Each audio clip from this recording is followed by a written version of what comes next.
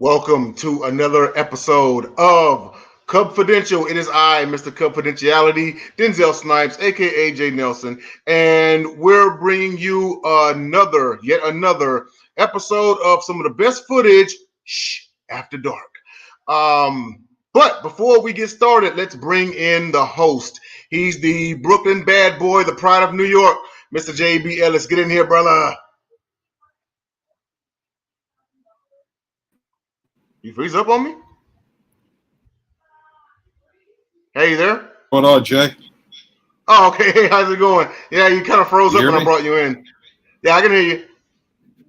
My Wi-Fi is going after dark right now. It's saying no. it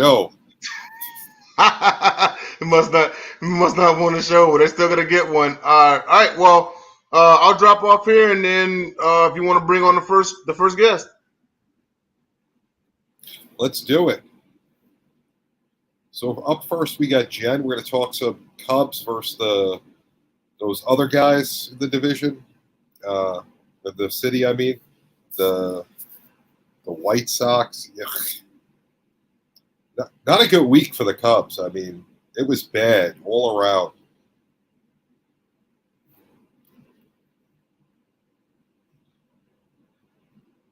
I'm not here. Can you hear me now? Yeah, much better. Okay, sorry. I was being a little bit of a smarty pants, so that's a good thing, probably. But, hey, JB, happy early birthday. Thank you. Yeah, it wasn't a good week. It hasn't been the best month for the Cubs, but they lost the series. The first game 3-1, and the second game 4-3. The next meeting is on May 28th at home for the White Sox. So yeah, the White Sox continue to own this series, 70 in total, 72-64. The largest victory was the White Sox last year, and it was 10-0. The longest winning streak, though, in this series is actually the Cubs from June of 2007 to June of 2008. But yeah, for whatever reason, the White Sox have their number. I don't know if it's because goes back to when the White Sox came into town and they've always thought they had something to prove or what. But yeah, the Cubs just don't own this series for whatever reason. The White Sox have always had their number. I mean, again, I feel like it's redundant. Week after week, we're talking about the same things. Mm-hmm. 4 runs in one game, 3 runs in the other. The Cubs lose both games. It comes a point where, it's just not working. We're almost in the middle of May. Right. You're losing to your crosstown rival who, you didn't only lose, you got swept by them, which is an embarrassment to lose to the White Sox. They're having their own troubles. You let them come into Wrigley, come across town and just, basically own you in both games. Yep. What's the reaction from the Cubs from this? The Cubs aren't happy, obviously, but they've been somewhat quiet. But they're promising for a different outcome when they go to Guaranteed Field at the end of May. So our Guaranteed Rate Field, sorry. But they've just got to get this together. They've got to realize, like I said last week, I don't know what they need to do. They need to do some unity or something. I don't know, sit around and sing Kumbaya, because they just don't have it right now, and they need to. They figured out how to lose. They're becoming really good at that. Not hitting, excellent. Timely hitting, not there. Pitching, you can't blame the pitching. You give up 4 runs and 3 runs. You can't blame the pitching staff. No. And I was stretching before, but yeah, we can't keep blaming the pitching. I still say it's got to be something with coaching. There's something going on in the bullpen. We don't know. I don't know what it is. Like I've said before, I don't know if it's the fact that there's so much fighting within the family that owns the Cubs, or the fact that the owners don't seemingly care that much anymore now that they won the World Series in 2016 and put us in a parallel universe. But at this point, the lovable losing Cubs, that's not a really good moniker for them right now, because it's frustrating, especially after they decimated their own team last year.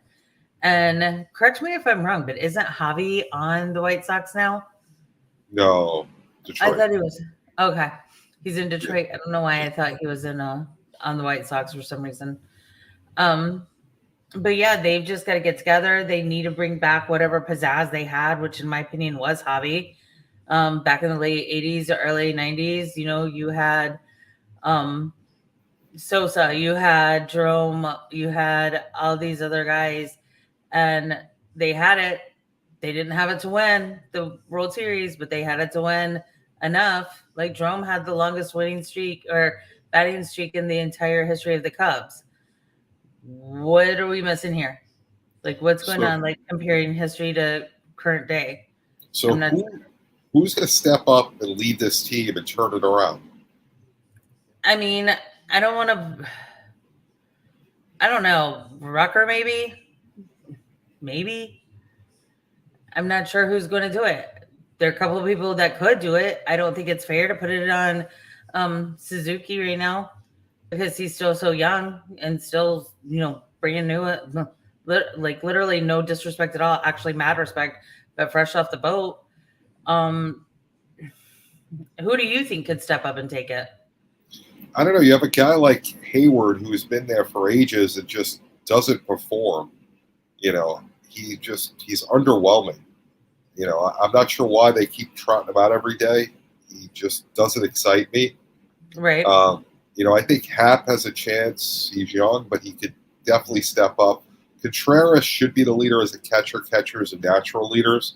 So, they control the defense and the pitching staff. So, he's a guy that could come out there. Hendricks doesn't seem like he's a very vocal leader as far as the pitching staff goes. I don't know who you guys have on the pitching staff that could step up and, get everyone to come together. But it's not the pitcher's problem at this point. It's really not. They're doing their job. Yeah. The defense is letting them down. The offense is abysmal. We're going into – it's starting to get warm. It was 90 degrees today in Chicago. It's not fun to have hot weather and a horrible baseball team that stinks like garbage. That's what they're playing like. How many wins did they get last week? 2? 1? How many wins did they have last week? Let me look that up real quick. Yeah, I think it was a goose egg. They got swept by the Sox and they got swept by the Dodgers. Yeah, you're right. They did get swept by both. I know they beat the Padres last night. Yeah, they're playing horrible baseball. Yeah, they need to wake up. First of all, you got to have fun. You're getting paid to play a game. You're getting the will to go out and play a Wrigley. You get to play Friday afternoon games. You get to play with the Ivy as the weather gets nice. You got some of the best fans in the world. You got to have fun.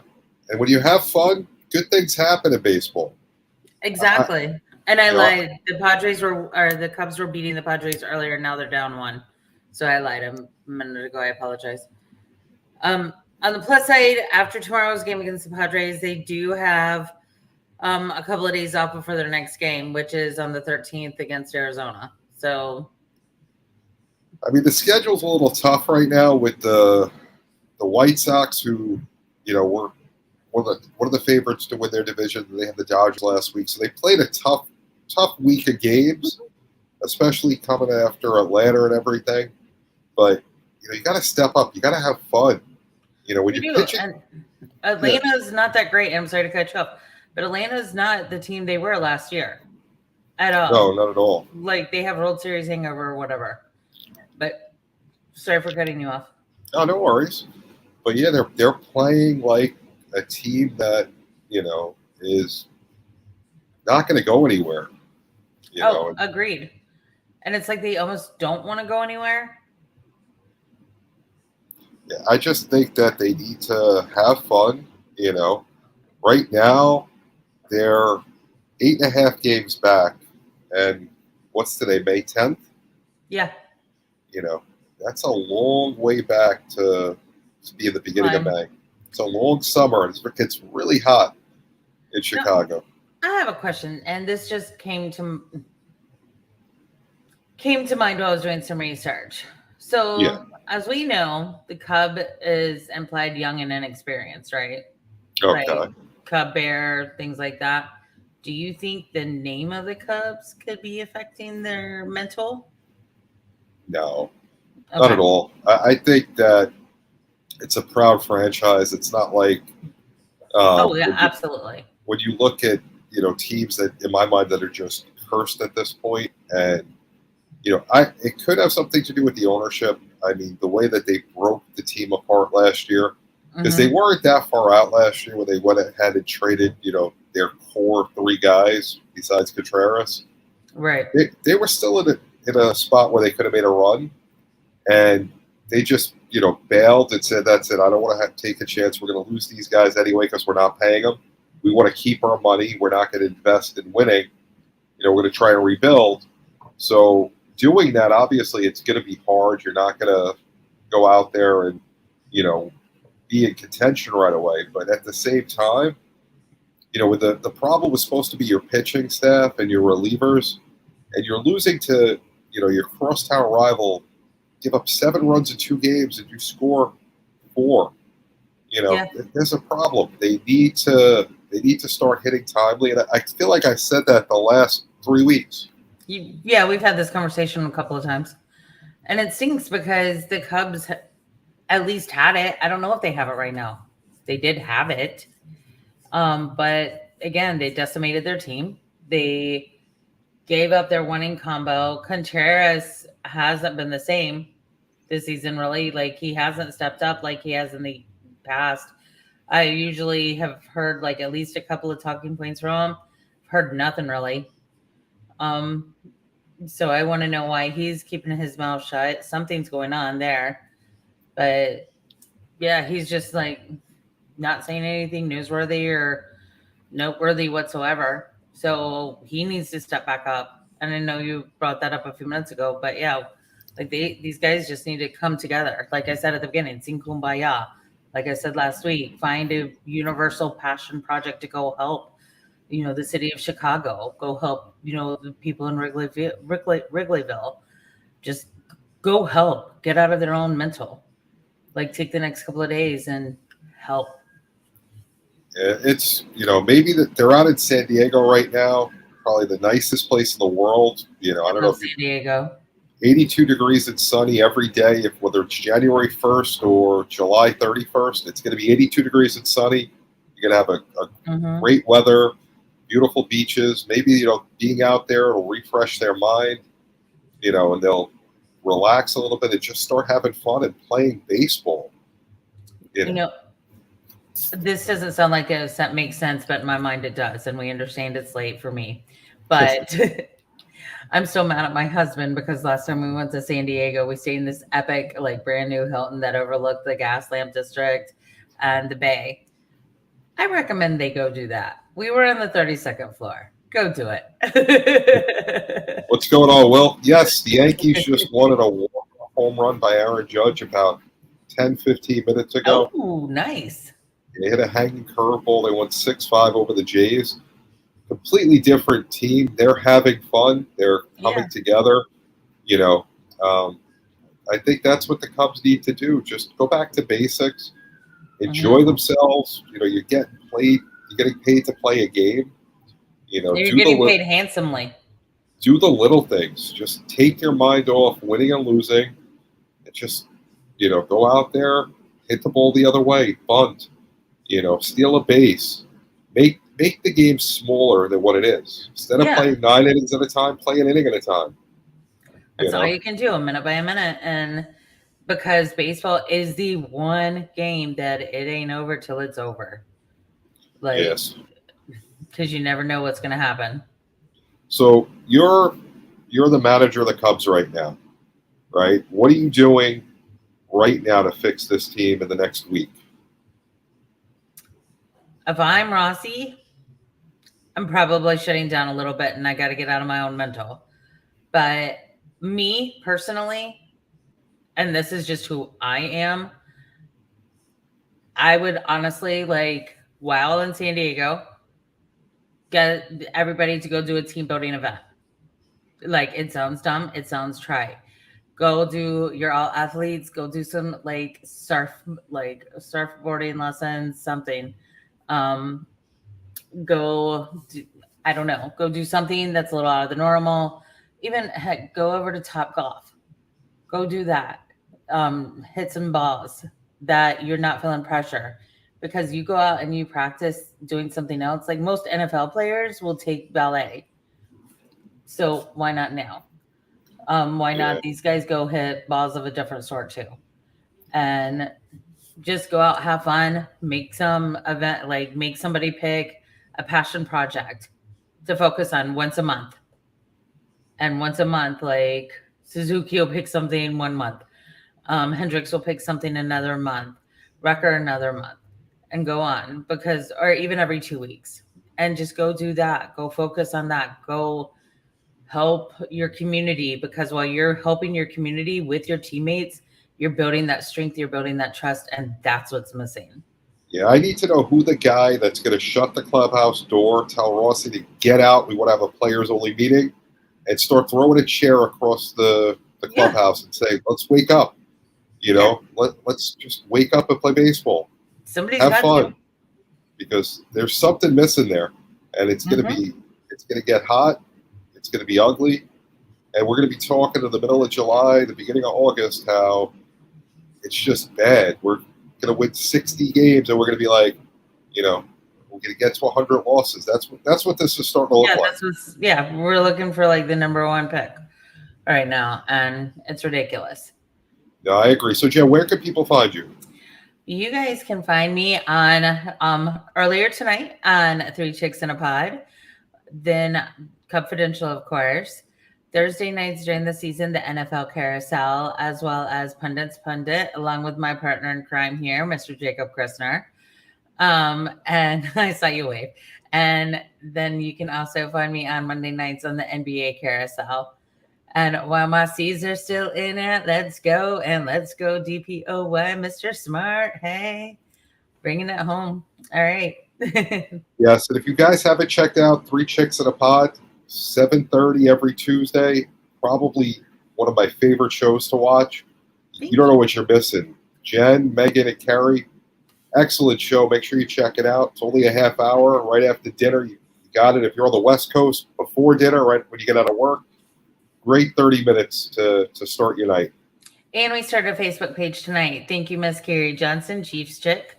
So find us on Facebook, join it. That way we know you guys can see our podcast live as we're streaming there too. Well, Jen, I appreciate it. You have a great night.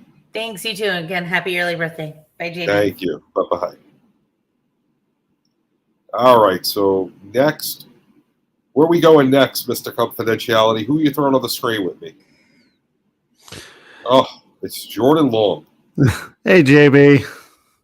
Listen, make me feel good about this last week. Please, give me something. Give me the positive, because I have nothing positive to say about it. Well, there's only one positive against the Dodgers, and that was we didn't strike out as much. They struck out 24 times. We struck out 23. So that's basically the only positive. I mean, and we scored a run. Hey, we were ahead 1-0 in Sunday's game. Still gave up 7 runs. So at least we got a little early lead. Unfortunately, I can't really give you other good news. I mean, I can accept getting swept by the Dodgers. I really can. The Dodgers, how much money did they spend? You know, they went out, they got Freddie Freeman in the offseason. They're a perennial powerhouse year after year. They can't win the World Series, but they go out there, and if there's a free agent that's a name that could play on their team, they go and get them. Their pitching staff is phenomenal. You know, Walker Buehler is, you know, a perennial Cy Young candidate. You know, so I don't mind getting swept by them. Yes, I would have liked to have won a game because we're at home, but you know, it's the Dodgers, so I can live with that. It's earlier in the week to the Sox that killed me, but you know, what did you see against the Dodgers that made you say that this team eventually will get to that next level? It's got to be, honestly. I liked how we were a little bit more patient at the plate than we have been. I mean, I know we only scored 3 runs, but we walked 7 times. It's better than sometimes, but the fact of the matter is we really need our pitching. Unfortunately, our bullpen can hold us for so long, and Ross just goes to the bullpen way too early, and we've talked about this. But the fact of the matter is we also need the offense, and we were getting a little more patient on the plate. I don't know if that's something they've worked on this past week, but I did like that we were a little more patient. We are still going after balls outside the zone, but the fact of the matter is I did like that we had 7 walks, so that is a little bit of a positive in the right direction. I mean, all right, over the weekend, they gave up, 20 runs? I mean, granted, the game Friday got rained out, so you had a doubleheader Saturday, which already that makes it more difficult because now you got to be careful how you manage the bullpen. We both agree Ross does not know how to manage the bullpen. He's not good at making these changes. So now you're already short-staffed. You're going to have guys working extra hard, and then you go on top of that, you give up 13 runs in 18 innings. How can you manage a pitching staff over 18 innings when you're just so quick to the hook? You can't. I mean, that's the bottom line. And we've talked about this. It's the same thing we've been talking about for the last 3 weeks. It's Ross trying to be, he was a catcher. He's trying to be a catcher, getting in the mind of how do we win games? Well, you're not going to win games if you go to the bullpen so early. You need to let these guys pitch out of jams. I saw, some of our starting pitchers going 3 or 4 innings. Yeah, I understand we gave up 5-6 runs, but you still need to at least somehow get your pitching staff to go into the 6th, 7th innings, save your bullpen, and we're just not doing that. I don't know if it's because Ross isn't saying the right things to this team or whoever the pitching coach isn't giving him the right scouting reports. It's very frustrating to see that this team does have talent other than, Kyle Hendricks is our number one. Stroman just went on the disabled list, but we have pitchers. It's just not coming together right now. And I know, like you were talking about to Jen, we're 10 games out of first place, and it's just unacceptable. I could see if this keeps going in this direction, Rossi's not going to last until June if we keep going this way. We're a month and 3 days into the season. So what's that, 33 days? 33 days, we're 10 games out of first place. Do you know how bad you have to play to be 10 games out of first place? I do. And unfortunately, we're just playing bad baseball right now. And I don't know what the fix is. I mean, we can't just, trade off these guys. And that's what hurt us last year. And I think the guy to honestly ruffle a feather, so to speak, to have a players only meeting is Jason Hayward. He did it in the World Series in 2016. I realize that's 6 years ago, but he's the one guy that needs to have a bigger voice in the clubhouse. And I know if you have a fun clubhouse, you're winning baseball games. I don't think our clubhouse is fun right now, and that's why we're losing games. Okay, so you say Hayward, right? So let's look at what Hayward's done so far, right? So Hayward currently is hitting, hitting a whopping 232. Wow. With 13 hits and 17 strikeouts. So he struck out 4 more times than he's gotten hits already. And you want him to be the vocal leader? I get that, he's the grizzled vet on the team, and in past years he was a lot better, but do you think he could be the guy with his performance? I don't think it's what he has to do with his performance. Yeah, you're hitting over the Mendoza line, but I just know he can be the vocal leader. Then who do you have? Contreras? I think he's hitting a little bit better, but this team is just so – I think we're missing the veteran presence of a Javier Baez, a Chris Bryant, and the fact of the matter is you let those guys go. There isn't really a vocal leader right now, and that's what we're missing. We need somebody to step up. Could that be Contreras? Sure, it could be. Could it be Hayward? Sure, but we maybe even Ian Happ to be the vocal leader, but we don't have that right now. Is the problem the Ricketts are running this team like it's the Kansas City Royals, or is the problem that, we just don't have the veteran presence? I would have to go mostly to the Ricketts family because they're the ones that, built up the Cubs. And, well, of course, that was our president of baseball operations. But the Ricketts are signing these checks, and they're the ones that say, hey, let's go out and get these free agents. I know they're trying to save money, but at what cost? Cost of losing? I mean, you want fans there. I know Wrigley's going to be packed every game, but by about August, who's going to want to see this team? Are you really going to go and want to buy tickets to see a team that's not doing very well? I know I also put the blame on Jed Hoyer, who's now the general manager. But the fact of the matter is yes, we don't have a veteran, and I partially put that on the fact the front office, because they didn't go out and get free agents. We had a chance to sign some of these big name free agents, and they just passed. I don't know if they're trying to save money since last year and the year before were a little weird, or what they're doing. But I definitely have to put some of the blame on the Ricketts family. I also have to put some of the blame on the players because they're not gelling right now, and it's just frustrating. And you need that veteran presence. Will they get that on the trade deadline? I doubt it. So I'll put the blame on the Ricketts family because they're the ones running this team. I mean, 33 days into the season, you're not going to look at the trade deadline for help. You're going to be selling. Mm-hmm. And the only pieces that the Cubs have to sell right now would be your two starters, Stroman and Hendricks, and Contreras. There is nobody else that anybody would want. I mean, Suzuki's in his first year in the majors, so you're not going to get a lot for him unless people are very high on him. And I don't think he's shown enough, even though he's had a good start. And Contreras, you get rid of him, you got rid of pretty much all of your positional players from when your team was, your team. So what do? You have nothing to give away. Unless you're just looking at saying this year's a wash and you want to get prospects for the next couple of years, that's the only way I can look at it. But you're definitely right. Do you get rid of Contreras? He's such a great catcher, though. I would hate to lose him. Hendricks, I could see him going because why would he want to stay on a losing ball club? And then Stroman's in his first year with the Cubs, and it hasn't gone well. And we saw what the Cubs had done with some of the, even Jock Peterson. They got him last year, and they traded him off for assets. So it's just a matter of, do you want to focus on bringing up prospects once the trade deadline goes, or are you looking and going into the future, or what are we really doing? That's what I'm going to be saying if we start getting rid of these players. But you're right. We don't really have a lot of trade value except for Hendricks, Stroman, and Contreras. What's the identity right now of the Cubs? I don't think we have one. I mean, like you guys were saying, we're just a young team right now. We don't have an identity. We're still trying to gel. I don't know if the young players are really being a Chicago Cub yet. But still, you have to figure out an identity, and we don't have one right now, and that's very disappointing. So right now, you're the general manager, right? We're May 10th.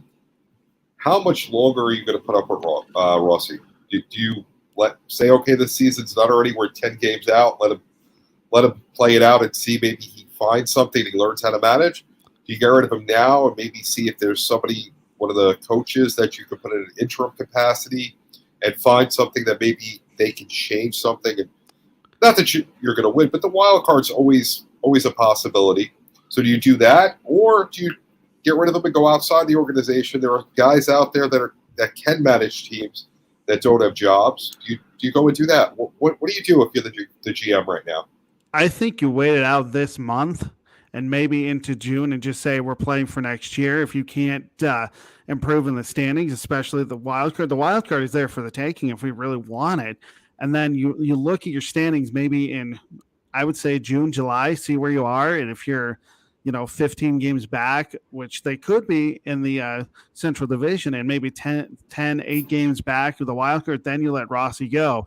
There needs to be some changes. And of course, I wasn't an advocate of getting Rossi. I think if you do end up firing the manager, you have to look outside the organization. You got to bring somebody who has not been associated with the Chicago Cubs to bring him in. I know that's what happened with Joe Madden. He was one of the best guys out there, but he didn't have ties to the Cubs organization, and look at what he did. I think you do have to go outside the organization to get a new manager and maybe light a fire under them for next year. Do you think the asset of having Wrigley Field is actually a detriment to the Cubs at this point? Because no matter what, you're going to have a lot of fans July and August because everyone wants to go to Wrigley. I'm going to Wrigley twice this month. I don't even live in Chicago. So, you're going to get people that want to go there. Do you think that actually hurts the team? Because, if you don't win, we're still going to get fans packing the stadium. That's exactly what it is. It's definitely a detriment because you're saying, well, we can still get the ticket sales, the beer sales, the food sales. And who cares about the product on the field? I definitely think that, yeah, it's an historical stadium. I've been there a couple of times just to, as a Cubs fan, just to see what it's all like. And people who are from out of town, such as yourself, you're a Yankees fan.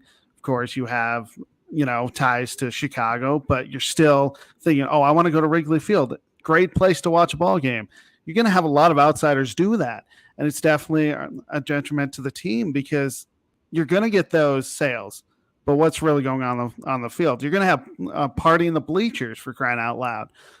So I definitely think it definitely hurts Wrigley Field and the Chicago Cubs because it's false hope saying, oh, we're going to have, a stadium full of what? Fans to watch a team on the field that's not very good? Yeah, no, I definitely agree. So, Jordan, where can people find you? You can follow me here on Cubfidential. I am on the NBA Carousel as well on Mondays, as well as the NFL Carousel during the season on Thursdays. You can follow me at Sports Scoop One.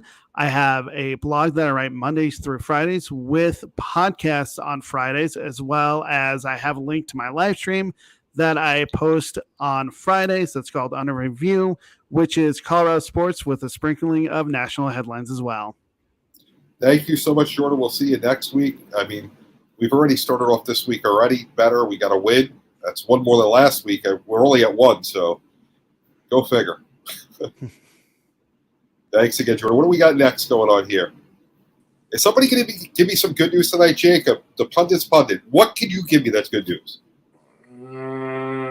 Let's see. It's 3-3 so far. Chicago and San Diego in the fifth inning. I guess that's good news.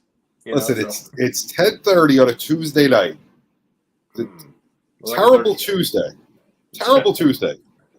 Well, let's see. Also, Miami won 120-85 over Philly. I guess that's good news for half the team.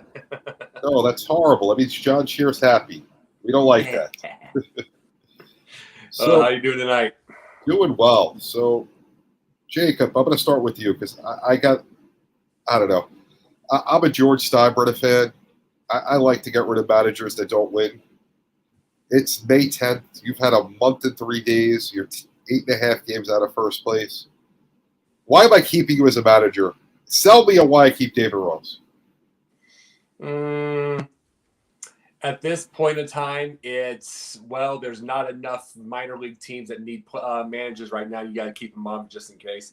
But, the biggest issue that they had last night, we're going to talk about Hendricks in a minute. They got a good win last night, and that was one. But even then, with the 2-out hits, they had too many misses also.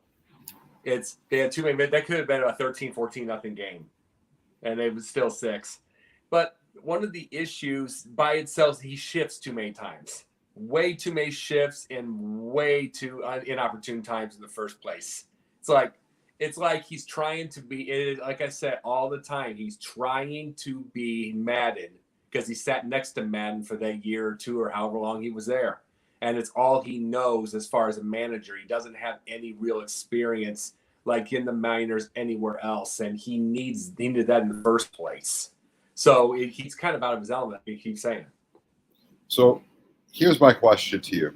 The shift is definitely, not my favorite thing, but it's part of baseball right now. We can't get away from that. Is it on the players because they're not hitting the other way? Or is it on the coaching staffs because they're not coaching their guys, spending enough time in spring training, going over the fundamentals? Listen, you need to, in that situation, go the other way. Lay down a bunt. Who are you blaming in that situation? Well, last night he got lucky. Because San Diego did not hit it opposite field once. So, he got lucky. So you get the White Sox, you get the Dodgers, and they just blew them completely sky high, blew the shifts completely sky high. And it's one of these things where the biggest issue with having last night happen is the fact that he's going to keep it going now that he's been successful. Go ahead. But on the flip side, on the hitting side, when the Cubs are hitting and they're shifting against them, and hitters aren't going the other way enough, and that's why they're shifting, Who are you blaming for that? Do you blame the batter, or do you blame the coaching staff that's not working with them? You can only blame the batter 50% of the time, because here's the truth. And the other 50% of the time, you got to remember, when a batter is hot, they can go anywhere. When a batter isn't, it doesn't matter what you get, because they're going to do everything. They're going to try to pull. See, when a batter's cold, they'll do everything to get themselves. They're not going to try to do the good habits anymore. They're not going to try to go opposite field. They're not going to try to do anything. They're just going to try to pull. They're going to try to do everything right. So you can only blame them 50% of the time. You got to blame the coaches the rest. We need something positive to talk about. Let's try and think back of some good Cubs memories. You know what? I have an idea. Let's talk about. Real quick before. Can I bring No. something up quick before? No. Yeah, what's up? No. Let's bring up, before we bring up the memory. I know what you're talking about. I brought this up over and over. You've heard me. Right now, I'm saying this. Jacob deGrom has just missed. He's going to miss 2 more months. His scapula in his, in his shoulder. Right. And it's like everybody, the ESPNs, every single person, social media, they get all over him, all over the Jacob deGrom. This is the way to do it. He is the greatest. He's all that stuff. You don't hear anything about Kyle Hendricks. Last night was a masterpiece, and you know that. That was an absolute masterpiece. And it was 3 hits. It was a shutout. He only had 28 balls the whole game. And he didn't give up a 3-ball count until the 9th inning. It was that good. And it's like, and he never threw anything over 88 miles an hour. And this is where I keep talking about what I talk about with every single all the baseball academies, all that. Any coach that tells kids from 7, 8, 9, 10 years old to start learning how to throw a curveball, any of that stuff, any of the bad habits you give these kids instead of teaching the location. And then you get these kids that are 17 or 18 and they're getting these elective Tommy Johns so they can throw faster. Like that. And then they'll blow their arm out. Then they'll eventually blow their arm out again. But no one teaches Kyle. And what Kyle did last night is, see, the thing is, yeah, he gives up his home runs. Yeah, he'll have his bad games. But he doesn't quit. And he doesn't quit. He just keeps his even-handed. And this is what I'm trying to bring up is like we need to show more of Kyle and show more of these in these academies. Maybe it looks boring to the world, but when it's on, it wins World Series. You remember 16. Listen, he's a good pitcher, but he's way too inconsistent for my liking. I agree. No, I agree. I can't have him as an ace on my staff because of that. I like him. I think he's a stand-up guy. He doesn't complain. He doesn't do anything that makes me want to knock him, except for he's inconsistent. Completely agree. It's like, but the thing is, he got inconsistent when they took away the substances, and I'll have to admit that. But the biggest thing about it is I'm not disagreeing that he is inconsistent whatsoever. What I'm saying is his hot streaks. When he gets hot, he gets about. And remember, he had a 2-month hot streak last year. He got him to 14 wins. Yes. When he has these hot streaks, he's impossible. But do you know what the greatest thing about this also? He's had maybe one IL in the last 7 years. One. And that was like last year. A couple of years ago. He's dependable. He doesn't get hurt. He goes out there every 5 days. There's never an issue with that. It's just he's got to stop giving up the long ball and throw strikes like he does usually. And I think he's fine, but he's just got to find that consistency. And I'm agreeing with that. But my thing about this is I believe that works. That will work itself out or it won't. But who knows? And he's getting a little older anyway. So we're going to figure. And personally, if he gets bigger, if it gets bigger and he gets hotter, he's going to the Mets anyway, considering they're not going to have DeGrom. They're going to need another pitcher. So they're going to replace the power pitcher, their overpowering superhero, with the dependable guy. And that's exactly what I think is going to happen. But this is what I'm bringing. This is what I'm bringing to everybody is And thank you, Dom, for bringing my point up. It's got to get to that point where you understand that this type of pitcher is what coaches want. They want that dependability, and with the hot streaks or the cold streaks come, they work themselves out. But you can't keep throwing this power pitching, 105 miles an hour, all this stuff, and then get a disabled list. And it's like you can have all that 1.2 ERA, but if you're out by July all the time, this is the point I make. All right, last question I'm going to bring up before we go down memory lane, because we need some positive going on here. Sure. Who is the guy on this team that's going to take over and be the leader and turn this around?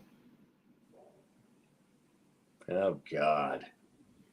That's what scares me, and that's why those trades last year were totally Jan Gomes, I'm telling you.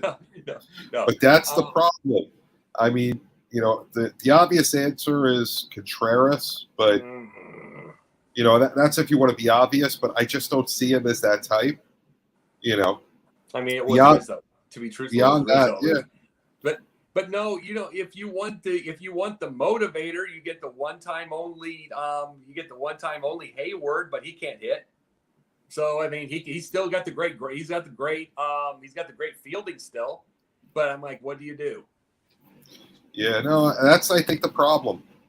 All right, so let's go back down memory lane. Let's talk about something that was probably one of the greatest summers in baseball history. There was this guy, Sammy Sosa. Remember him? Oh yeah. Oh yeah. He used to come up to bat, and it was must watch TV. Mm-hmm. So we were at this point of the season, the beginning of May. What was that like for Sammy Sosa? At that point, did you know it was going to be a special year? Well, by itself, it was becoming because of it first started with Ken Griffey Jr. and then McGuire came in. So then Sammy, I think Sammy had a hot June, and then it came from there. Remember, he was also 328. That's another thing people forget. It's like, much as I was talking about Sammy, I talked about Sammy, and he would, as far as his lack of clutch, and he had a lot of lack of clutch. I'm just being honest with this. But this was a special year, and this was 66 home runs. So yeah, after about June, it started becoming very special, very fast. Yeah. So by this point in May, do you have any idea how many home runs Sosa had? No, I'd have to look that up, to be very, very honest. It's been a long time, but it's like I think his thing was a hot June. Yes, he did have a hot June. Actually, I just looked it up. As of the 16th of May, he hit his 8th homer. So, it's not looking so hot right now. You're not saying, okay, he's going to get that ridiculous number. So power hitters don't have hot Aprils and Mays. They don't. The weather's still there, especially in Chicago. The weather's still warming up. Andre Dawson never had a wonderful April himself. You know what I mean? I love watching him, but yeah, the wind. April, May. The wind doesn't start going out until the weather gets warm at Wrigley. That's one of the nice things. When the weather's warm, it becomes a much better park to hit in. Oh, for sure. No, it was wonderful. It was a wonder. That 98 was it was beautiful to watch, without question. It's like you have Sammy, you had Sammy, you had Mark McGuire, and something, Kerry Wood. And you had Kerry Wood, and you got guess what? You had 20. Yes. You had 20, and it's like we talked about this, and it's like that was a special year. But thing was, that was a wild card. Then they end up getting swept. But so then after all the years, I remember it was 89 the last time before that. So you were just happy to be there at that point. Yeah. So what was before the home run race? What was Sosa's claim to fame? Being about 160 pounds on the White Sox. Being about 160 pounds on the White Sox, having a small little head. Let's see. The biggest thing was he was always a power. The thing about him, he was always a power hitter, but he was before that they call the roids, before all that help, he was a lot more inconsistent hitter, and he was also very immature hitter. He was basically at that time like not Nagy. I'm sorry, that's a bad memory. Let's see, Javi. Okay. It's like he swung at some horrible balls before. He had great hits, but the fact that he was a White Sox player, came across town and did phenomenal things with the Cubs, did that make it even more special? Well, yeah, there's no question about that. But I feel like Dylan Cease is basically making that revenge right now for the White Sox. He's getting that revenge because he came from the Cubs over to the White Sox. No, definitely. So, where can everybody find you, Jacob? Got some news before anything. I'm going to say this: you'll find me on Sunday nights with Basket Bros with Jay Nelson, Will Vogel, and Don Narubis. You will find me before you go on. Let me just tell you, I love Basket Bros. I love the concept of the show. I love the guys on the show. You guys do a phenomenal job. Must watch Sunday TV. If you guys aren't watching, make sure if you're into basketball. If you're not into basketball, if you like old basketball, you're not a fan of today's game, check it out. Worth the time. Sorry, go ahead, Jacob. No problem. Monday night next year will be on Megan Price's. I'm sorry. Megan Price's. Sorry. Remind me of the carousel. Monday nights. Cubfidential on Tuesday. Thursday's the Pundits Pundit. And I want to give you some news. I was also in a movie. I am in a movie right now called My House. It's about a 40-minute horror movie, which I usually would not. I would be shocked if I would have said a year ago that I'd be in a horror movie. But I am in a horror movie. I had my first poster this year.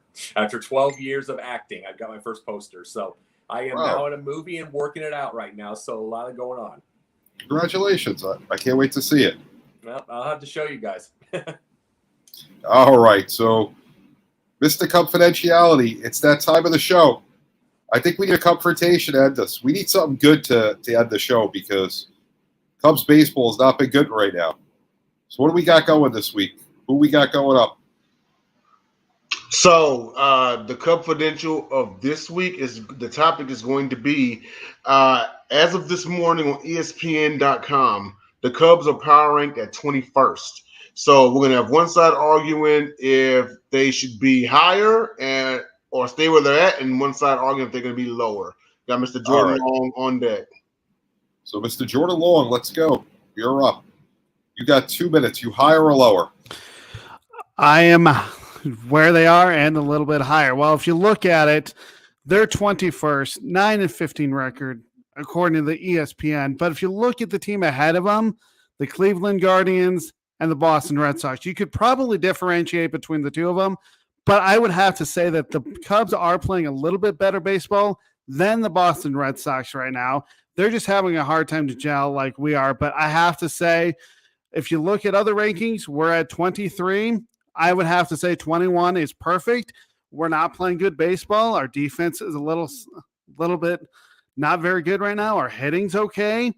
We're not getting the pitching. I think 21st is fine. But if you look at who's behind us, yeah, those teams are having a lot of trouble. So I think justifying us 21st because of the fact that we're not playing well and we're not gelling and we're having not a very fun time, as we've talked about. I think that justification is correct, especially since we still have one of our aces, Kyle Hendricks. And the fact of the matter is we're still not 10 games below, 5 below in the Central Division. So I have to say 21st, I'm fine with. I don't think I can put us ahead of Cleveland. You could argue that we are better than the Boston Red Sox right now, who are having troubles of their own in their own division.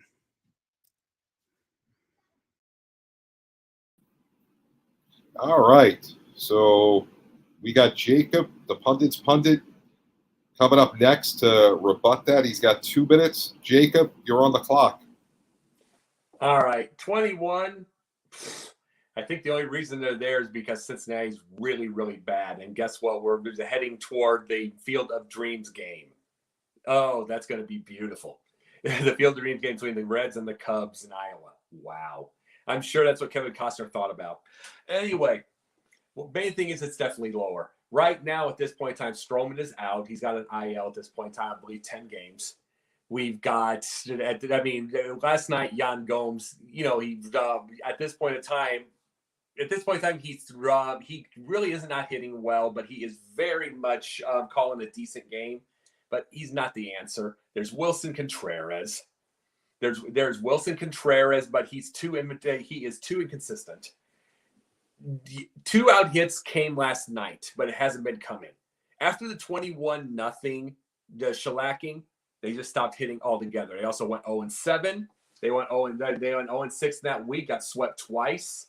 They right away by itself, and you're now 8.5 games back in the same division that the Cardinals, and you know what the Cardinals will do. Now, forget Milwaukee. You know the Cardinals are just going to head. I mean, they're going to get hotter later. It's what they always do. This is the problem. This is the biggest problem they have at this point, is the fact that they're going to have to hope Hendricks gets hotter so they can go to the Mets, because they're going to be able to get that and go see if they can get their draft picks. So once they get that, then he gets there so they can replace Jacob deGrom, who's going to be done for the year by about July. So that's one of the things right now, 21 and lower. All right, so that was the Pundits Pundit. Jordan, you got a minute to reply, and then the Pundits Pundit will come back, and Mr. Cubfidentiality will crown a winner. How can you justify us being lower than 21st? The Oakland Athletics are 10-15. They're playing even worse baseball than us. You look at even the Detroit Tigers, 24th. They're 8-15. We're better than those teams. So I think 21st, with all our injuries, is actually a perfect rating, because we're playing better baseball than all those teams. Plus, we are playing better baseball than the Boston Red Sox. So the fact of the matter is I think 21st is fine. I don't think we have to go lower than that. Jordan's not wasting any time. He's getting right to his points. He doesn't realize that we are on a time frame, so I'm just going to speak a couple of seconds to waste some time. Thank you, Mr. Jordan Long. So now we got the Pundits Pundit coming back with his minute. I know I won't have any trouble with him using his time. Here he is, Jacob Christner. I guess he wanted his 25 seconds. No. Records don't matter. You're talking about playing better baseball. No, the records really don't matter, because by itself, the wins can be 1-0. The losses can be, or loss can be 1-0, and the wins can be once a week, just like that 21-0 score. Everybody can have a hot streak one time, even the worst. And by itself, they're not hitting. They're not hitting the pit. I mean, they're either, and if they are hitting, the pitching doesn't go there. The bullpen isn't going right. Nothing's right. Nothing's there for that 21st, and they're going to get themselves worse. Last night was great because they had Hendricks, and Hendricks pitched a beautiful game. But in the end, who else do they have? Right now, you got Wade Miley. You have Wade Miley at this point in time. You have no Marcus Stroman. You're going back and forth with pitchers that go about 2 innings right now, and the bullpen is they are going crazy bad. So, and they're being overused, and they're not good to begin with. So, no question about it, it's going to get worse, and it's below 21st. All right, so that was the Pundits Pundit. Now we're going to bring in Mr. Cubfidentiality to crown this week's Confrontation winner. I think this was a close one. I mean, this is a tough one to choose. This one definitely was close, but I mean, that's what you get when you got all-stars on the Sideline Sports team with Cubfidentiality. Basically, and this was a bit of a difficult one because the Cubs are a struggling team. It probably would be easier if, say, the Cubs were in the top 5 or something like that. I thought that Jordan did a great job in justifying why they are 21st. While they're not inherently horrible, and it's still early, they're definitely not in the top 15 or anything like that.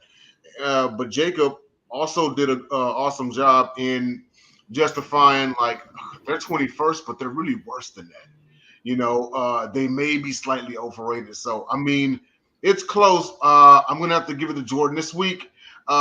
Jordan, he, in my opinion, he justified why, like, hey, they are who they are right now. you know, and that 21st is 21st is where they're at.